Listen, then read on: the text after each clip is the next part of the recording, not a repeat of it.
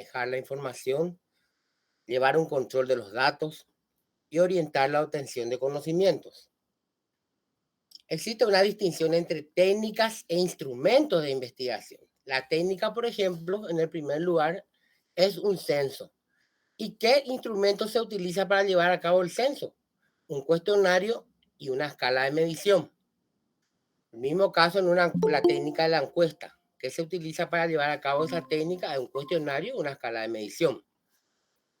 En la técnica de sondeo también se utilizan los mismos instrumentos de las otras técnicas. Y en una entrevista estructurada o semiestructurada se utiliza una guía de entrevista ya predeterminada para aplicarla, ¿verdad? Las técnicas más utilizadas en la investigación jurídica. Dice que la investigación jurídica privilegia la entrevista, el cuestionario y el estudio de casos por ser más aplicables como instrumento de recolección de datos en la fuente del conocimiento del derecho. Yo quiero decir por mi parte que la entrevista, el cuestionario y el estudio de casos son técnicas más propias del enfoque cualitativo, en donde más se rescatan testimonios, opiniones, descripciones, sentimientos, que, al, que por el contrario el enfoque cuantitativo es la medición numérica, ¿verdad? Aplicando variables numéricas de medición. Y dice que esto no obsta al empleo de otras técnicas menos usuales. Grupo de discusión también es una técnica focus group, grupos focales, que es una técnica del enfoque cualitativo, la historia de vida también de enfoque cualitativo, la metodología visual, los diarios de campo, el análisis de contenido y el análisis histórico comparativo. Todo esto son enfoques, técnicas del enfoque cualitativo. La observación también es una técnica muy importante, se realiza a través de nuestros sentidos, principalmente la vista, los oídos y el tacto, y se realiza de manera objetiva, sistemática y controlada. La observación estudia fenómenos presentes, naturales y espontáneos. Uno se va a observar en un momento dado, una situación dada, y lo que ocurre en ese momento, lo espontáneo que uno puede observar, registra en un cuaderno de campo. Así se utiliza, se aplica esta técnica. Es visual, los sentidos del oído y del tacto. Elemento de la observación. El sujeto es el observador. El objeto es lo que se observa.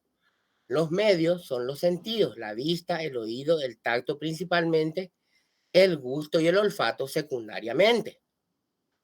Los instrumentos consisten en las herramientas que sirven de guía de observación. O sea, uno puede en su cuaderno de campo, verá, ya determinar como un instrumento qué es lo que uno quiere observar. Entonces va observando, bueno, quiero observar la dinámica, quiero observar eh, el aspecto, el ambiente del lugar, y etcétera, etcétera. Algunas reglas en la observación. Precisar el objeto a ser observado. Uno debe precisar lo que quiere observar. Explicitar el marco teórico que servirá de guía para esa observación. Tener una guía o control de los aspectos que se investigarán. Determinar los instrumentos a utilizar para el registro de la información en el cuaderno de campo. Resolver problemas prácticos como traslado al lugar, alojamiento, elementos que se deben llevar, material de trabajo, entre otros. Registrar los datos de manera sistemática. Incorporarse sin llamar la atención, evitando suspicacias y actitudes de superioridad. Eso se debe evitar. Respetando costumbres y convenciones sociales del grupo observado.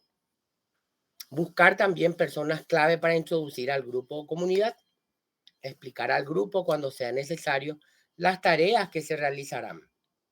Desarrollar la capacidad de utilizar indicios y percepciones registrando las impresiones de inmediato.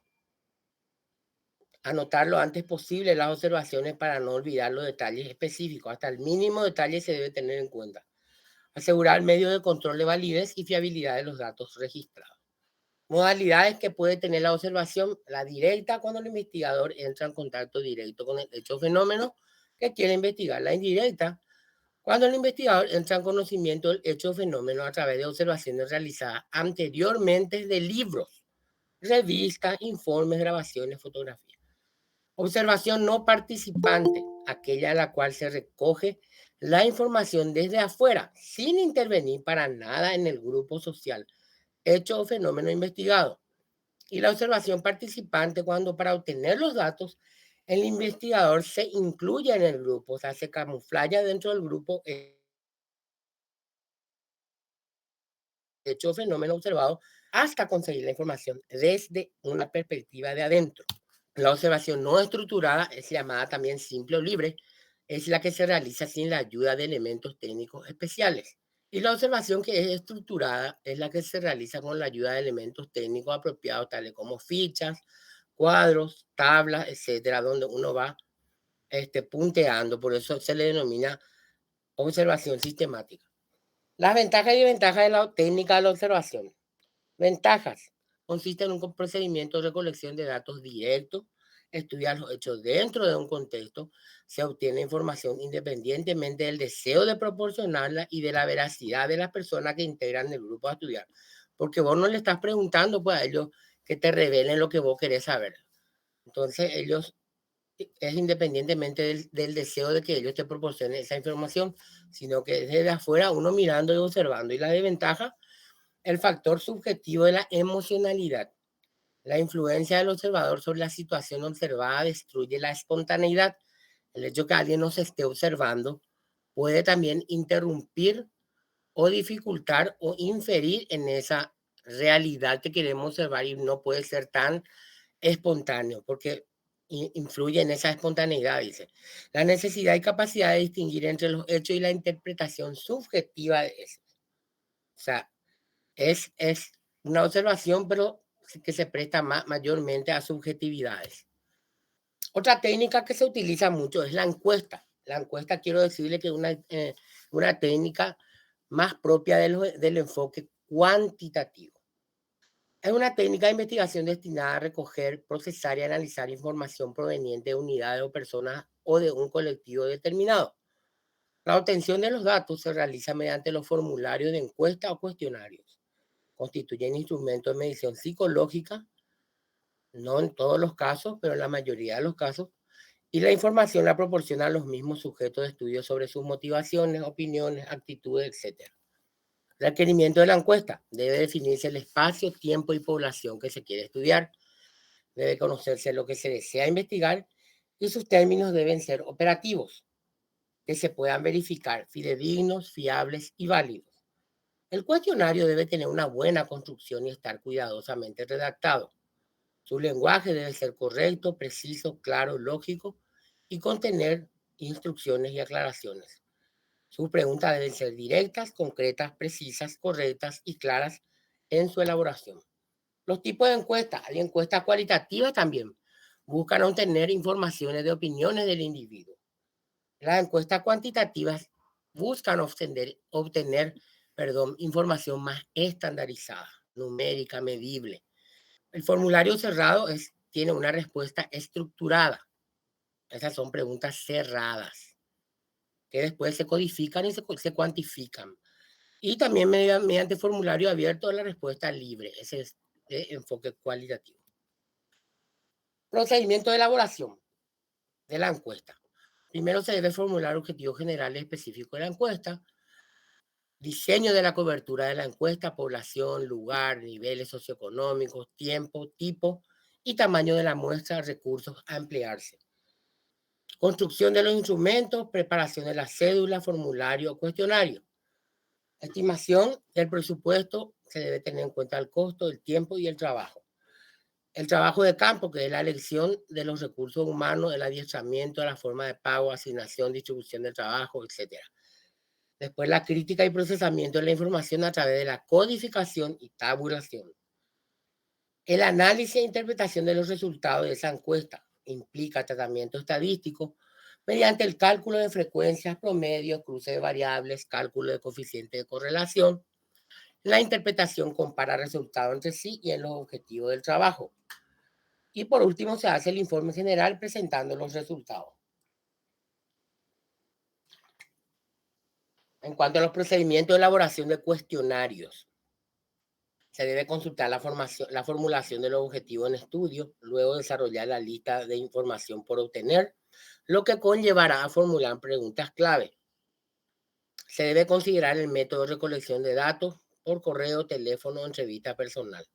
Se debe elaborar un borrador del cuestionario, hacer que alguien no involucrado en la investigación lea el borrador y lo critique.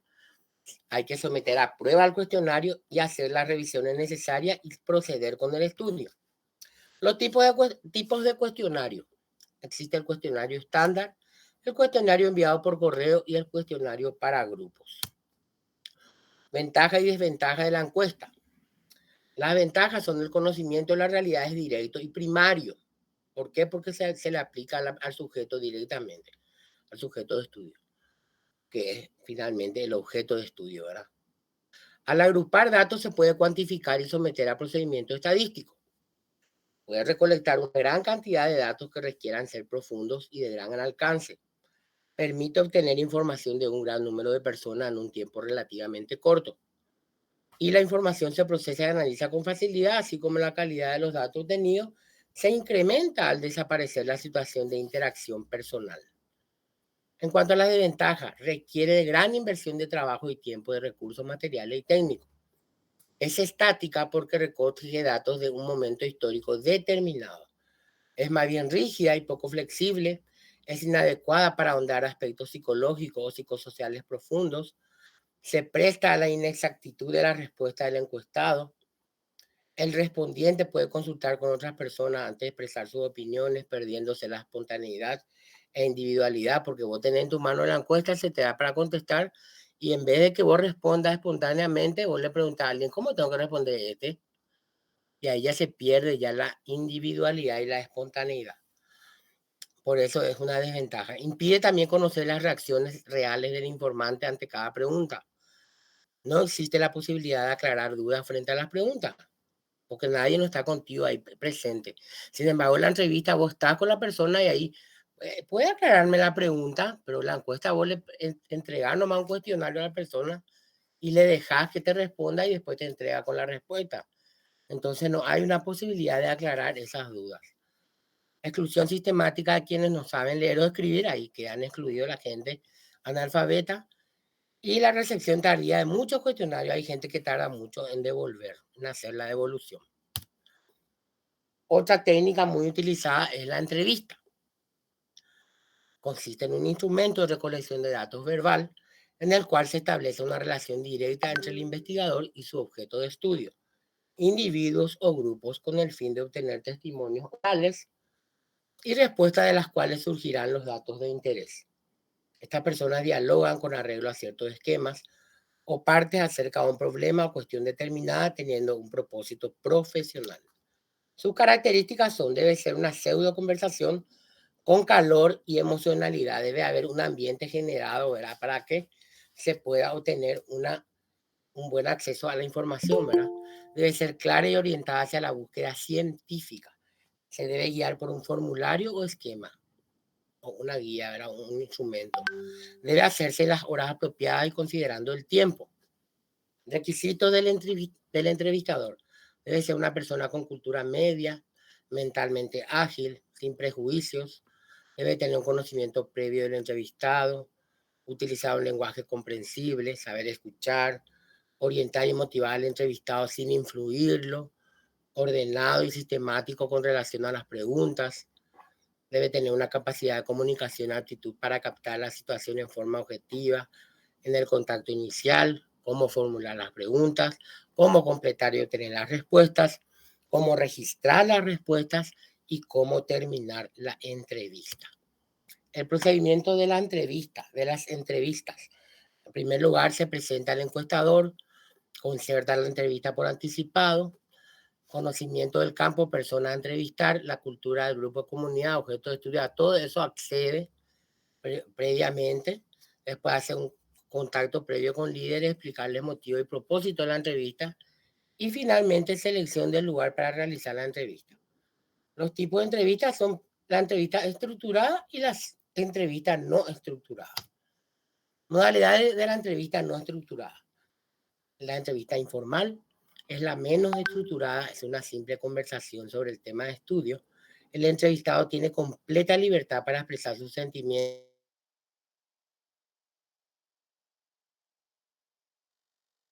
atmósfera apropiada para la comunicación. La entrevista focalizada es libre y espontánea, pero trata sobre un tema. El entrevistador deja hablar al entrevistado proponiéndole algunas orientaciones y cuando éste se desvía del tema original lo vuelve a centrar en el asunto. Entrevista por pautas. Son aquellas algo más formalizadas que se guían por una lista de puntos de interés a ser explorado en el curso de la entrevista. Requiere de gran tacto, habilidad y experiencia en el tratamiento de la conversación. La entrevista clínica se centra en el estudio de las motivaciones y sentimientos, no analiza la experiencia que éstas hayan tenido, y la guía se basa en preguntas relacionadas con sentimientos y actitudes que se quieren estudiar. Las ventajas y desventajas de la entrevista. Entre las ventajas, es un instrumento de observación directa de la realidad social. Se obtiene información más precisa, se puede ayudar y orientar al entrevistado, a diferencia de la encuesta y de la observación. No requiere que el entrevistado sepa leer o escribir. Ofrece mayor flexibilidad respecto al objeto de estudio. Puede ser susceptible al tratamiento estadístico estructurado. Se puede tener mayor porcentaje de respuestas y capta mejor la esencia de las respuestas. Como desventajas, implica mayores costos, ya que requiere de un personal preparado. Insume más tiempo que otros instrumentos. Las respuestas de los entrevistados pueden tener sesgos de error y subjetividad. La expresión verbal tiene sus límites y la ausencia del secreto. Escala de actitudes y opiniones son aquellas que se emplean para medir el grado en que se da una actitud o disposición de ánimo propiamente respecto a cuestiones específicas en un sujeto determinado. Las escalas de actitudes más conocidas son la tipo Likert y el de diferencial semántico, en donde tenemos acá el ejemplo siempre, en donde en la encuesta vos le pones, en la entrevista le pones totalmente de acuerdo y marca o de acuerdo o indiferente o neutro, o en desacuerdo o totalmente en desacuerdo. Es gradual, ¿verdad? Escalonamiento tipo Likert, la que estamos hablando, acá lo mismo presenta muy de acuerdo, ni de acuerdo, ni en desacuerdo, muy en desacuerdo. Es una escala de valores. Diferencial semántico consiste en una serie de adjetivos extremos que califican al objeto de actitud. Y ahí podemos ver el ejemplo ante los cuales se solicita la reacción del sujeto. Es una calificación al objeto de actitud en un conjunto de adjetivos bipolares. Y ahí tenemos el ejemplo, muy de acuerdo, y ahí la persona marca hacia dónde más cerca de los dos polos se puntúa, ¿verdad? Entre las ventajas y desventajas de la escala de actitud de opiniones. Las ventajas, crédito y confianza de los datos publicados. Ahorra esfuerzo. Evita el redescubrimiento de lo ya encontrado. Sugiere hipótesis y problemas. Orienta hacia otra fuente de información y ayuda a elaborar los instrumentos para la investigación. Desventajas, conlleva un desgaste innecesario de energía cuando no se selecciona el material conforme al problema o aspecto que se desea estudiar. Implica juzgar documentos y existe la posibilidad de errar en la interpretación de los resultados y requiere conocimiento de las circunstancias no registradas que rodean al documento. O sea que vos solamente le preguntás eso, pero hasta ahí no se puede abundar sobre esa pregunta. Ahí nomás queda. Ahí se resume. Y el coloquio es una conferencia o conversación entre dos o más personas. Características, mayormente siempre es más de dos. Características abiertas, lleva una guía flexible. En la conversación se expresan diversos puntos de vista, existiendo un moderador que evita la dispersión. El coloquio, elemento a recoger, información de los participantes y conclusiones a que estos arriban. Y la forma de elaboración se organiza a través de unos especialistas que disertan sobre un tema específico y un conductor quien orienta y dirige la discusión. Ventaja y desventaja al coloquio. La ventaja permite flexibilidad y amplitud o diversidad de puntos de vista sobre un tema. La información es analizada y discutida y se llegan a conclusiones. Desventaja, el investigador debe asesorarse muy bien para obtener información válida, veraz y útil. Puede generar dispersión de los datos. Ahí terminó nuestra unidad 10 y vamos a la 11 rapidito, porque hoy vamos a terminar las 4 últimas unidades. Y tenemos Procesamiento y organización de los datos para el análisis. Cómo se procesa y se organizan los datos para poder analizarlos. Tenemos los datos luego que el acopio de datos por sí solo no nos dice nada. Es información en bruto que se necesita para hacerla hablar. Y aquí yo no consigo leer porque está en blanco. Pasamos a la siguiente. ¿Cómo se organiza la información recogida? Dividir la información de acuerdo con algún criterio elemental según objetivos de la investigación, tipo de variable e interés. Codificar los datos divididos, asignar números o símbolos a cada grupo de datos. O sea, hay que seleccionar la información, luego dividirla y codificarla. Y dividirla de acuerdo a cada variable que uno establece en el momento del diseño metodológico previo a la organización de la información recogida.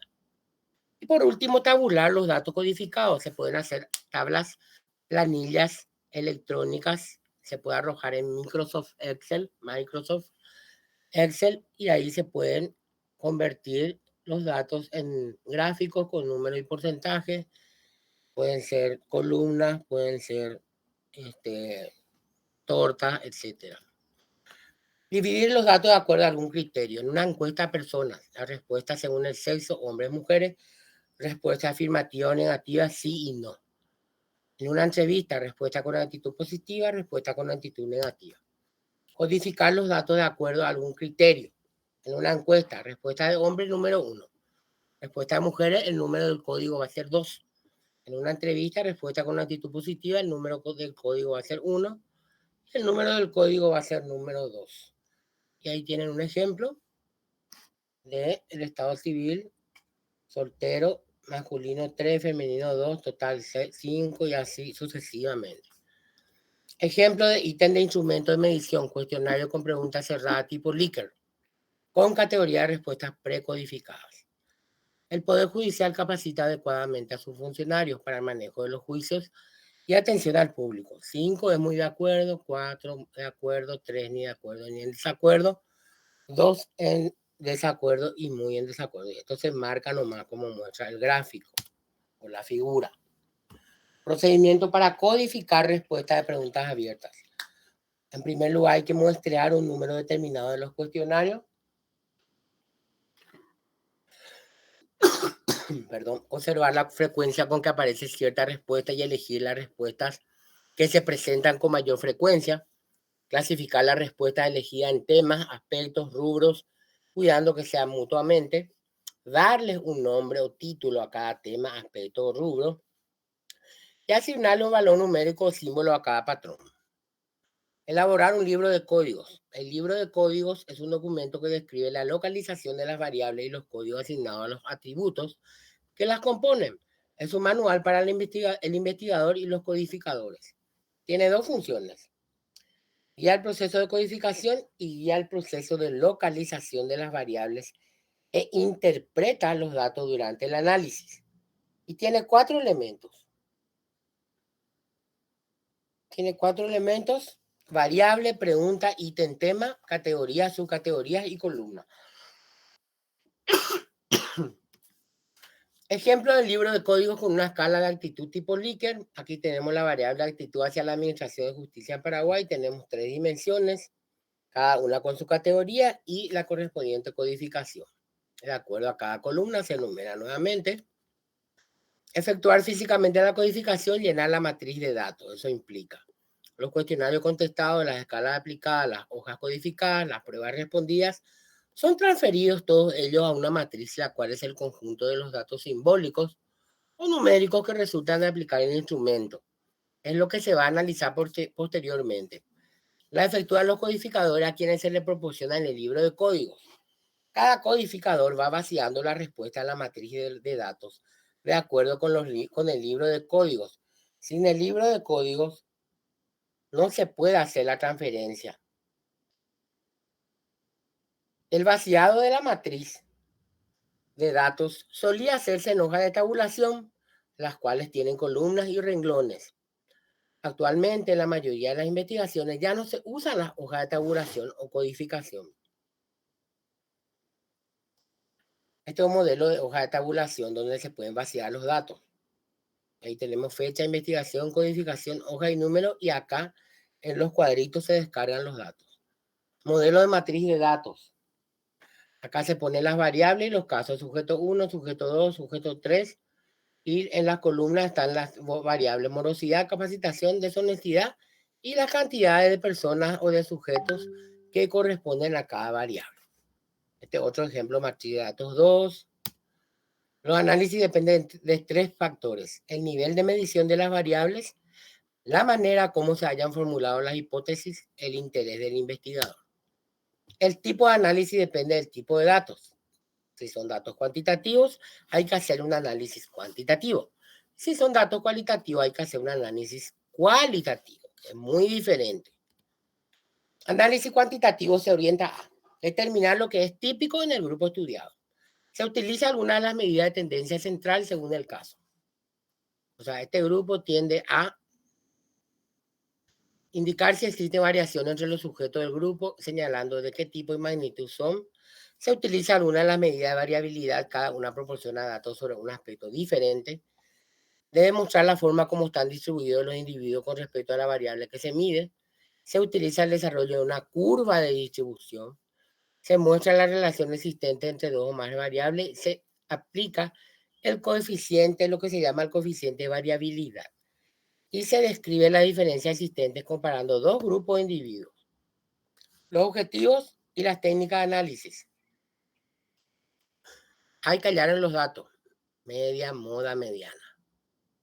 Conocer qué tanto varían los datos. Desviación estándar. Ahí en cada uno muestra qué es lo que corresponde a cada, qué técnica de análisis corresponde a cada objetivo.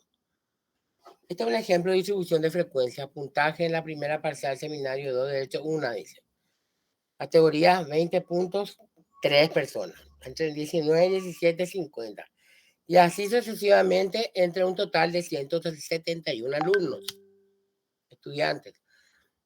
Estadística descriptiva para cada variable. La primera tarea es describir los datos, valores o puntuaciones obtenidas para cada variable. Puntuaciones de acuerdo al código que se le asignó.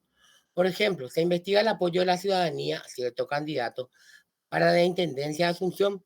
Para ello aplicamos un cuestionario de preguntas y él dice la pregunta: ¿cómo pueden describirse estos datos? Describiendo la distribución de las puntuaciones y frecuencias. Que vamos a decir, por ejemplo, tantas personas dijeron esto y tantas personas dijeron aquello.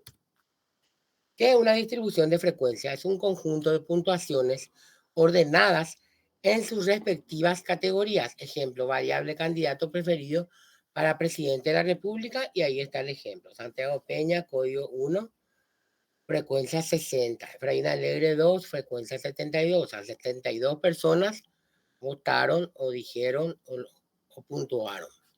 Otra forma de presentación de la distribución de frecuencia, histogramas o gráficos. Acá hay un ejemplo de comentario. Poco más de la mitad de la ciudadanía prefiere a Santiago Peña como presidente de la República. Poco menos que la otra mitad de los encuestados prefiere al candidato de la Concertación para un nuevo Paraguay, Efraín Alegre. Es de resaltar que un escaso porcentaje prefiere al candidato. Así se hace el análisis de contenidos de enfoque cuantitativo, ¿verdad? Por eso se utilizan los gráficos y se describe nada más qué es lo que dice el gráfico. Se hace leer el gráfico, se hace hablar al gráfico, perdón. Distribución de frecuencia de preguntas abiertas. Este ya es diferente porque ya es cualitativo, en donde acabo vas a poner los cuadros en las diferentes columnas y filas, vas a poner las preguntas, las respuestas y toda la descripción, cómo respondió la pregunta abierta, porque no es como un sí o no de una encuesta cuantitativa, sino que es, podrías hablar de tal tema y ahí 4, 5, 6, 7 renglones, ¿verdad? Aspecto este es un programa que se llama Minitab, en donde se pueden, que también es, se usa también Excel, pero este es más avanzado, donde vos podés tabular todos tus resultados y cruzar inclusive tus variables. Se llama Minitab. SPS es un antiguo programa también informático, uno de los primeros, donde también se puede procesar información cuantitativa. El análisis cualitativo de datos, los pasos. En primer lugar, revisar los datos, establecer un plan de trabajo, codificar los datos en primer plano y codificar los datos en segundo plano. Interpretar los datos, describir eventos, contextos, situaciones y personas estudiadas, encontrar patrones, explicar sucesos, hechos, construir teorías, asegurar la confiabilidad y validez de los resultados, retroalimentar, corregir y regresar al campo. Revisar los datos, que es el primer paso. Se debe organizar los datos y clasificarlos con algún criterio lógico, contar con el equipo adecuado para manejar los datos y decidir cómo se van a analizar los datos del medio mismo en que se fueron tomados o de transcripciones escritas, de fuentes primarias o secundarias, ¿verdad? Grabaciones de audio pueden analizarse directamente o desgrabarse a un procesador de palabras. El segundo paso, establecer un plan de trabajo, documentar las vicisitudes de la recolección de datos con una bitácora, revisar la bitácora, establecer un sistema de codificación, definir el método para analizar los datos y el software, y ahí cita unos diferentes tipos de software, organizar el equipo de investigadores, establecer fechas tentativas para la realización del análisis. Número 3, codificar. La codificación tiene dos niveles. Se asigna cada una de las unidades de análisis en categorías y se comparan las categorías entre sí. Es a los efectos realizar una descripción completa de los datos, resumirlos, eliminar información irrelevante, etc. O sea, todo lo que no corresponde no se codifica, entonces se elimina. Todo lo codificado sí se utiliza, entonces se pule esa encuesta, ¿verdad? Codificar los datos de un primer nivel, en un primer nivel. Se debe definir cuál será la unidad de análisis, se debe definir la categoría de análisis y las categorías serían cajones conceptuales en los cuales se pueden agrupar unidades similares o asimilables en algo y asignar un nombre y código a la categoría. Codificación de los datos en segundo nivel. Se deben identificar diferencias y similitudes entre categorías y localizar patrones. O sea, se debe agrupar las respuestas parecidas. Eso es lo que quiere decir. Asignamos cada unidad o respuestas que tienen semejanza, ¿verdad? Asignamos cada unidad a la categoría correspondiente. Entonces, cada respuesta vamos a agrupar en la categoría que corresponde. Y luego se le asigna un nombre y un código a la categoría. Ejemplo, investigación sobre experiencia negativa de una mujer golpeada por su esposo y los tipos de violencia que ejercen los maridos que abusan de su pareja. Y dice Carolina, mi esposo me ha pegado varias veces. Pausa. No sé cómo decirlo, me ha pegado con la mano abierta y con el puño. La última vez me dijo, eres una puta también. Me dijo que soy mal nacida, perra, siempre me insulta. Y así sucesivamente se resalta en rojo lo que es violencia física. En azul lo que es violencia verbal y se aclara en qué línea del texto está. Línea 3, 4 y 7. Y en verde violencia psicológica. De acuerdo a lo que dice nuestro marco teórico siempre, ¿verdad? Siempre tiene que estar relacionado toda etapa de la investigación, ¿verdad? En el anterior ejemplo, la violencia psicológica tenía una sola línea, la violencia verbal 3 líneas y la violencia física 2 líneas. Y así se separa. Interpretar los datos. En primer lugar, es describir la categoría. Ejemplo, ¿cómo es la violencia física? ¿Cuánto dura? ¿Qué características tiene? Uno tiene que manejar la teoría para aplicar el instrumento después, ¿verdad? Los significados de la categoría para los sujetos. Ejemplo, ¿qué significado tiene la violencia física para la esposa que la padece? Ahí tenemos que saber qué percibe también la esposa sobre la violencia física. ¿Qué sabe ella? ¿Qué conocimiento?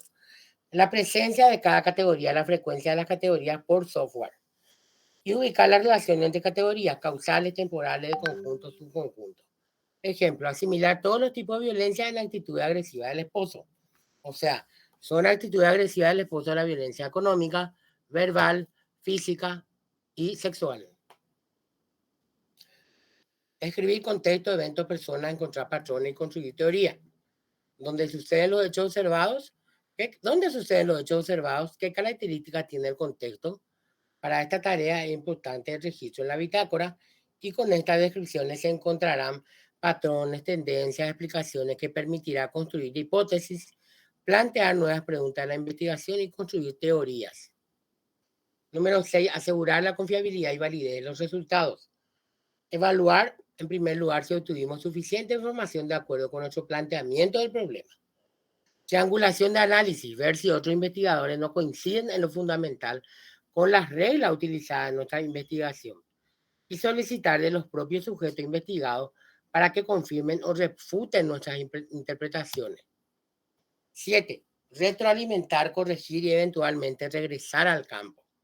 O sea, hay que revisar, corregir y si es necesario, por eso dice eventual, regresar al campo y corroborar si esa información y esa interpretación que le dimos a la respuesta que ellos nos dieron, si es veraz, entonces ahí se pule el trabajo y se termina con la información ya, ¿verdad?, pulida. Este es un esquema, un programa que se llama Atlas T, que es para este procesamiento de información cualitativa, que también se puede utilizar, ¿verdad? También esta, ahí termina nuestra unidad 11 y pasamos a la 12, en donde corresponde al análisis. Ya estamos terminando. Al análisis, luego de procesar los datos, tenemos que analizar esos datos ya procesados, concluir y recomendar finalmente, ¿verdad? Que estamos en el paso número ya 10 de la presentación, la parte final de la presentación de los resultados, ¿verdad? Los resultados obtenidos deben ser presentados en forma objetiva, exacta, clara y en secuencia lógica que proporcione evidencia a favor o en contra de la hipótesis de trabajo. Se redactan pasados, pues los resultados fueron encontrados mucho antes de escribir la tesis. En la interpretación de los resultados, cuando el plan de la investigación ha sido cuidadosamente elaborado y las hipótesis formuladas en términos adecuados para una observación confiable, los resultados obtenidos son interpretados fácilmente. Busca encontrar la ligación con otros conocimientos disponibles y se realiza confrontando resultados del análisis de los datos con las hipótesis formuladas y relacionando dichos resultados con la teoría y los procedimientos de la investigación. Cuidar que la interpretación no exceda a la información que aportan los datos. Considerar las exigencias de validez interna y las limitaciones que se han presentado durante el proceso de investigación. Así también señalar los factores que no fueron controlados y que pudieron afectar los resultados. Relacionar los resultados obtenidos con los logrados en otros estudios sobre el mismo problema de investigación y manejar con prudencia los valores obtenidos con el análisis estadístico, pues no siempre la significación estadística de los resultados garantiza que estos sean realmente importantes. En esa interpretación de resultados negativos respecto de las hipótesis formuladas, cuando se niega la hipótesis que se planteó inicialmente. Cuando los resultados no confirman las hipótesis, el investigador debe, sin embargo, aceptarlos como tales, puesto que en esa condición tendrán su propio significado y valor. Entonces, si no confirma, entonces uno dice, bueno, no se confirma lo que se planteó y esto no es así, pero sí es así. En cuanto a la discusión, en algunos casos va unido al anterior, después del análisis pues está la discusión. O sea, después de la presentación de los resultados está la discusión. En algunos casos va unido al anterior, siendo los resultados discutidos a medida que son presentados. O sea, vos vas presentando tus resultados y ahí vas discutiendo. Y en este capítulo el autor revela su preparación y madurez intelectual, su capacidad de análisis, que es muy importante, relacionando las observaciones y elaborando conclusiones. El autor debe evaluar el significado y las implicancias de los resultados, aunque haya respuestas que no puedan ser explicadas, con la información que se obtuvo. Al debatir y opinar sobre contenidos de otros autores se escribe en presente, pues son conocimientos actuales que se usan como referencia. En la discusión el autor debe presentar principios, relaciones y generalizaciones demostrados para los resultados, En una discusión se interpretan y no se repiten resultados. Establecer relación entre causa y efecto, señalar cualquier excepción o falta de correlación y definir los puntos que no quedan aclarados por los datos. O sea, todo se debe poner. Demostrar las concordancias o discrepancias de los resultados e interpretaciones con trabajos previamente publicados. O sea, que se te debe vincular esos resultados a lo que trabajamos en nuestro marco teórico, sí o sí. Se debe relacionar y decir, tal como dijo la autora tal, esto se relaciona con este resultado. Indicar las aplicaciones teóricas o prácticas de los resultados obtenidos, como también sus limitaciones. Elaborar en la medida de las posibilidades una teoría para explicar ciertas observaciones o resultados obtenidos. Sugerir nuevas investigaciones teniendo en cuenta la experiencia adquirida en el desarrollo del trabajo con mira a su complementación. Resumir la evidencia para cada conclusión. Existen errores frecuentes en la discusión. Por ejemplo, se repiten partes de la introducción, se repiten los resultados, hay formulaciones teóricas sin sustento, formulaciones teóricas sobre asuntos ajenos al tema de la investigación que no tienen nada que ver, y hay conclusiones ajenas al objeto de estudio. Hay cosas que de repente salen y que no tienen nada que ver con lo que nos planteamos los objetivos o en las variables y se ponen. Eso, por ejemplo, son errores que no debe ir en la discusión. Las conclusiones deben constituir generalizaciones científico-teóricas, no una repetición de los resultados. Es algo más elaborado. No es repetir nomás lo que vos ya sacaste en tu análisis, en tu presentación de resultados. No. Acá ya se debe responder a los objetivos, que es la parte científica y científico-teórica. También vincular a la teoría, pero ya de una manera más elaborada y con la perspectiva del investigador. Deben dar respuesta a los objetivos investigativos, como les dije más arriba, y a las preguntas científicas también, así también a la hipótesis. Deben ser concretas, claras y concisas, y tienen que estar interrelacionadas con el análisis y discusión de los resultados. Deben derivarse de ello, basadas en hechos comprobados y ya discutidos en el capítulo anterior. Errores frecuentes en la conclusión. No hay conclusiones, no se concluye nada. Las conclusiones no están justificadas, pues no se apoyan en los hallazgos, resultados. O sea que se concluye y no tiene nada que ver con los objetivos, eso es un error frecuente. Tiene que responder a las preguntas de investigación y a los objetivos de investigación. Las conclusiones no concuerdan con las preguntas de investigación formuladas en la introducción. En cuanto a las recomendaciones, a ver, acá no se lee tan bien. Sí se lee. Deben ser concretas, deben relacionarse estrechamente con las conclusiones. Esta relación no tiene que ser precisamente unívoca, pues una conclusión puede requerir varias recomendaciones y varias conclusiones conllevar a una misma recomendación. Las referencias bibliográficas consisten en una lista de las fuentes utilizadas por el investigador para elaborar el marco teórico y el resto de apartados del informe. Ejemplo para literatura de humanidades, el Modern Language Association, MLA. Para ciencias sociales, yo siempre utilizo y siempre se utiliza el formato APA. Y acá está el CBE, no sé, para ciencias naturales aplicadas. Formato APA es la que más se utiliza, en donde primero se pone el apellido del autor, abreviado las iniciales de los nombres del autor, el año entre paréntesis, luego se pone el título del artículo, se pone en cursiva la revista con el número y el volumen de la revista y de qué página a qué página. Es el formato APA para citar una revista. Y aquí está para citar un libro. El siguiente es los apellidos, después la coma, la inicial del nombre, el año entre paréntesis, el título de la investigación y finalmente las páginas que se tocaron en esa referencia. Apéndices. Resultan útiles para describir con mayor profundidad ciertos materiales sin distraer la lectura del texto principal del reporte. Algunos ejemplos de apéndice para un estudio cualitativo serían la guía entrevista o de los grupos de enfoque, cuestionarios, datos originales, transcripciones, fotografías, etc. Tabla de resultados intermedios y glosarios.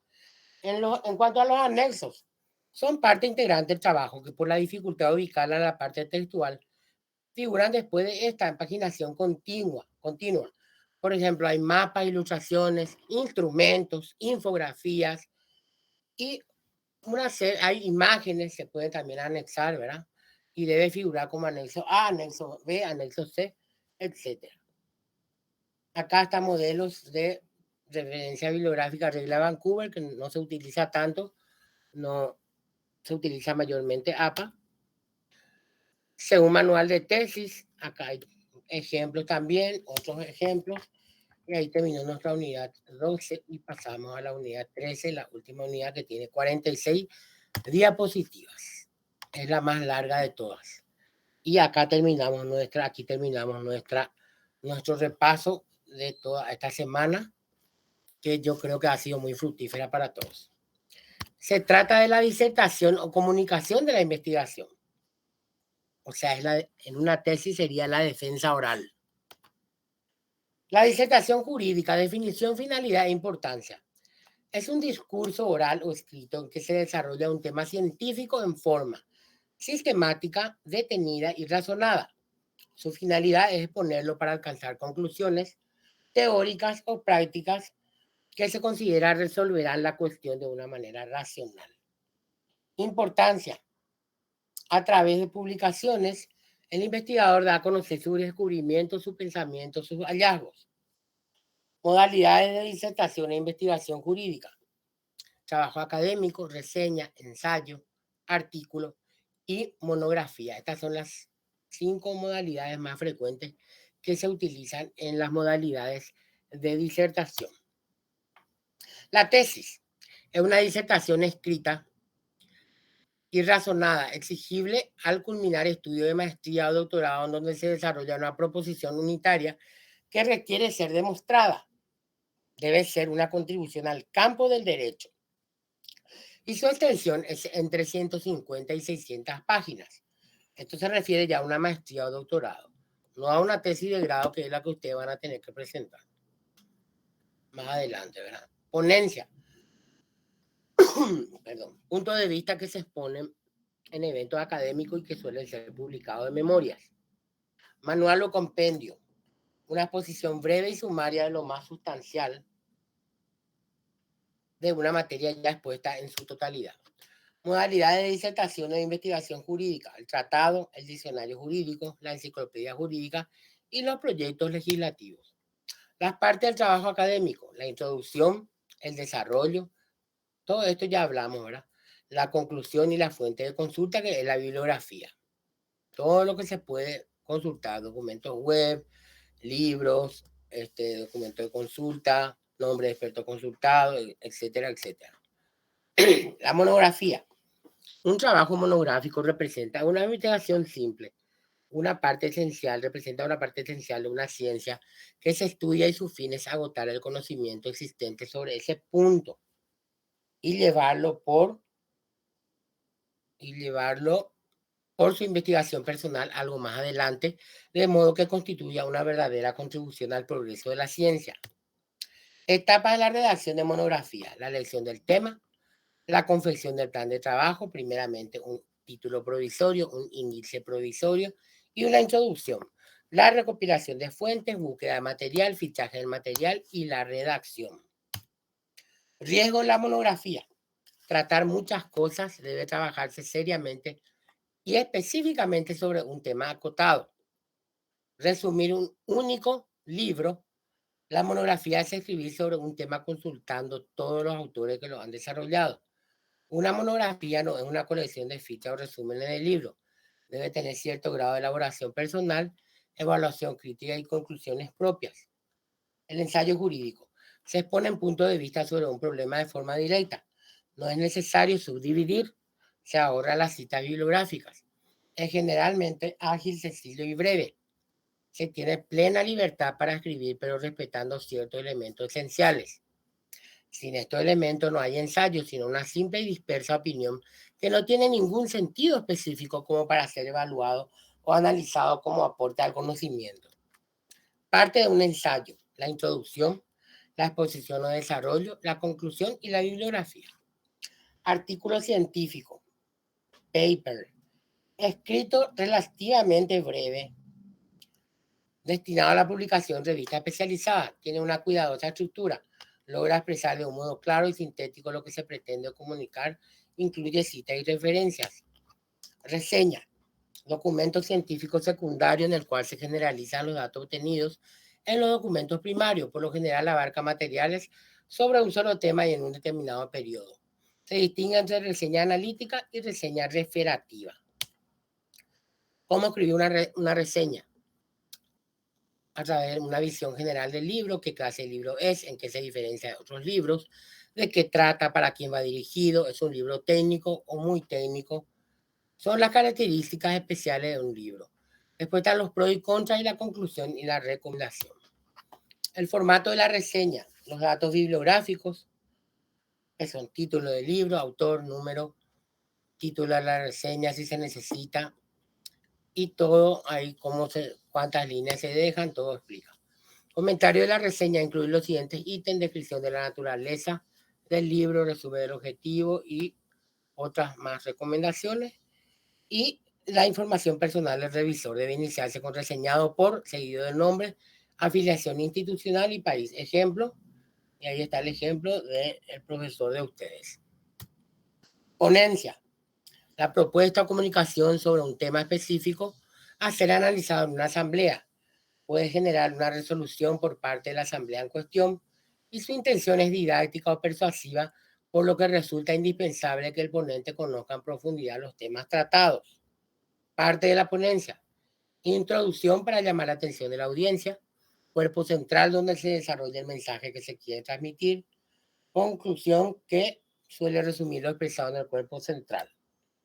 El compendio manual deriva del latín compendium, que puede traducirse como exposición breve. Su noción se refiere a una exposición resumida sobre lo más importante de una temática que ya se expuso con anterioridad o que resulta conocida. Aunque constituyen un resumen de algo más extenso, suele incluir datos detallados que permiten la comprensión del asunto de interés. La investigación jurídica y el plagio. Esto se refiere al plagio. Hoy día las publicaciones en páginas de internet pueden ser fácilmente plagiadas por alumnos y también por profesores, por pereza o por pobreza intelectual. El plagio es un acto de deshonestidad intelectual, gente, en donde se usan para fines propios ideas de otros autores sin citarlo debidamente. O sea, voy a agarrar y copiar y pegar un párrafo y si no poner la fuente, la cita, de dónde referencias, de dónde trajiste la información, vos estás robándole al autor su idea y está poniendo como si fuera tu idea. Eso se comprueba, gente. Existen motores de búsqueda que detectan el plagio: Google, Yahoo, o programas informáticos, Plagium, TM y otros más que ahí menciona. La redacción de la obra tiene reglas. Nunca debe iniciarse antes de concluir la etapa anterior de recopilación de material para la tesis. Todo el material bibliográfico obtenido durante la etapa de recopilación debe ser ordenado, agrupando todas las fichas bibliográficas conforme a los capítulos que integra el plan de trabajo modificado. Y sigue detallando sobre las características y la modalidad de esta regla. Es una redacción de obra. ¿Cómo se escribe? Siempre se debe evitar escribir en primera persona: yo opino, considero, etc. Se considera en tercera persona, siempre tiene que ser. Sería el ejemplo: se considera en vez de yo considero, ¿verdad? Escribir con claridad, redactar frases cortas correctamente, escrita, evitar abusar de gerundios. Explicar hasta los menores detalles, describir mecanismos, hacer comparaciones, dar ejemplos. Sintetizar al lector el camino recorrido por el investigador para evitar el exceso de síntesis. Cada tema debe ser desarrollado bajo un título propio y no repetirse. A cada desarrollo corresponderá un... No se ve la pluma. A cada idea corresponderá una o más oraciones. evitar muletillas y largo entrecomillado y usar correctamente signos de puntuación. ¿A quién se dirige? Al docente y al jurado que va a calificar la tesis. ¿Por dónde se empieza? Humberto Eco recomienda empezar redactando un índice y una introducción. Para autores noveles, Enrique Herrera recomienda la introducción para el final, empezando por capítulos más específicos, cortos y concretos para los más generales y largos. Esto va a alterar el plan de exposición de la obra. Los errores más frecuentes: errores ortográficos de puntuación, incurrir en mayúsculitis, texto farragoso, incluir en autointerrupción, expresando una o más varias ideas, utilizando varias frases o oraciones. Intermedia antes de concretar su pensamiento, referirse a circunstancias y épocas que requieren forzosamente apoyo bibliográfico y la repetición de vocablos. El parafraseo: cuando el estudioso resume, analiza o explica un concepto que no le pertenece. Importante ser fiel a la fuente de la cual se extrae la información y el uso muy moderado de utilizarla cuando sea indispensable. El parafraseo. La cita es la transcripción de fragmentos enteros del pensamiento de otro autor. Se hace con entrecomillado. Normalmente deben ser de primera mano, extraída de la fuente original. Si es cita de segunda mano, deberá indicarse con claridad el nombre, apellido del autor y datos de la obra. Las citas deben ser fieles, las citas deben ser oportunas. Las notas y son utilizadas para profundizar y ampliar aspectos secundarios. Se escriben al pie de la página por medio de una llamada, número o asterisco. El procesador de texto tiene la opción.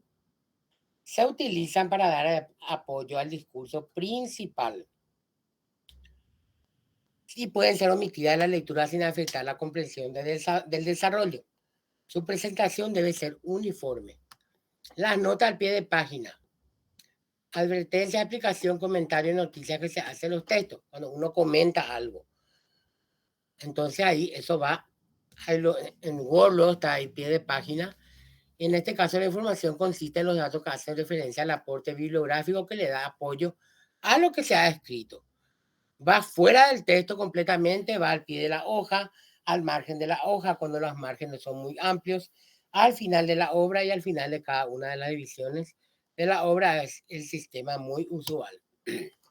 La técnica de las citas: primero va el apellido, el nombre, el título completo, el nombre y apellido del traductor, el número de edición, el tomo, la localidad, la editorial, el año y la página. Y ahí está el ejemplo. Uso abreviatura y siglas en las notas. Y ahí tenemos todos los ejemplos de cómo se debe hacer las abreviaturas y siglas en cada nota al pie. La conclusión: el autor resume en pocas páginas lo esencial de las ideas aportadas, carece de notas, referencias, capítulos o subdivisiones. Se condensa lo considerado como más importante. La introducción: el texto es necesariamente breve, no lleva notas ni referencias a fuentes heterónomas. El autor diseña los principales temas estudiados, explica la idea directriz en primer lugar, el propósito perseguido por la obra, el interés teórico y práctico y la forma en que será desarrollado el tema. La primera versión en borrador: se deben corregir las imperfecciones, completar las lagunas por insuficiencia de material, por aparición de nuevas ideas, actualizar incorporando novedades, controlar que no hayan sido sancionadas leyes o reglamentos que podrían introducir modificaciones a lo investigado y fallos publicados con posterioridad al último fichaje. Nuevo aporte de la doctrina también. Trabajo en borrador: no prescindir de la copia de seguridad. Siempre tenemos que tener una copia de seguridad porque se puede ir todo a la vez. Guardar cada capítulo o parte de la obra por separado, en archivos diferenciados. Una vez impreso el primer borrador, usar interlineado doble para insertar agregados, para que la profesora, el profesor, el docente te agrega ahí su modificación y tenga espacio. Revisar y corregir cada parte, parágrafo o capítulo que se termine. Relectura de la primera versión. Revisión inmediata: después de terminado el borrador, se recomienda realizarlo sobre una versión impresa. Revisión de la pertinencia de los títulos y subtítulos. Revisión del plan de exposición. correcciones de fondo en forma, revisar el estilo, eliminar frases oscuras, muletilla, falta de sintaxis y ortografía, suprimir adjetivos inútiles, ajustar tiempos verbales y su uso concordancia, puntuación empleada, completar las notas que falten, los complementos, tablas de materia, sumario, índice, la bibliografía, tabla de abreviaturas, prólogo, prefacio, anexos. Otras tablas optativas son obligatorias y opcional no verificadas. Sumario, índice. Se lo construye a partir de transcribir el plan de exposición en forma de cuadro, acompañado con el número de la página donde se desarrolla cada punto del trabajo. Por lo general se ubica en las primeras páginas. La tabla de abreviaturas es opcional. En caso de utilizarse muchas abreviaturas, consignar incluso la de significado más evidente, se hace por orden alfabético y deben figurar en las primeras páginas de la obra. Otras tablas optativas son la tabla de jurisprudencia y la tabla de legislación utilizada por país y por antigüedad. Así se enumera. En investigaciones, los anexos en investigaciones jurídicas se usan poco, pero a veces se requiere para documentación inédita o autogenerada, documentos de muy difícil acceso, serie estadística de circulación limitada, legislación de difícil acceso, reglamentaciones de poco conocida y fallos inéditos o poco difundidos. Prólogo o prefacio. Texto escrito antepuesto al cuerpo de la disertación donde el autor o un tercero presenta la obra. En caso de ser un tercero, este generalmente da una breve noticia de la obra, su utilidad y también del autor sus antecedentes títulos. Si la obra tiene varias ediciones, cada una lleva un prólogo distinto y no presenta subdivisiones ni referencia al pie. La revisión final de la estructura de la obra. Hay que leer el conjunto para corregir la falencia, todo el conjunto. Puede introducirse modificaciones sustanciales a la obra, tales como ordenar de modo diferente los capítulos, trasladar una sección a otro lugar y suprimir partes del texto escrito. El original, así ya el último borrador, de varios al que se le ha incorporado correcciones. Los cuidados y formas varían según el destino de la obra. La publicación, el prólogo del autor o un tercero, con dedicatoria y agradecimiento ya ahí. La defensa ante un tribunal examinador con tapa dura, de color de la casa de estudio donde se defiende la investigación, con el logo de la institución, con dedicatoria y agradecimientos.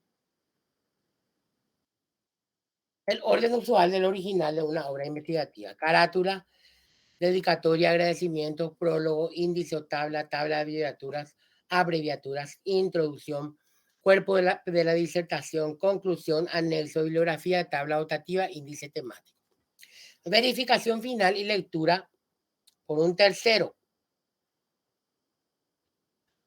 Última lectura antes de entregar la obra, confrontando el último borrador con el original impreso, versión limpia, pedir la colaboración de una o dos más personas con perfil suficiente. Y hasta aquí, gente querida, hemos llegado a las 13 unidades que nos corresponden para nuestro repaso y les deseo a todos que tengan un excelente examen. La próxima semana tengo entendido. Que tengan todos una muy buena tarde.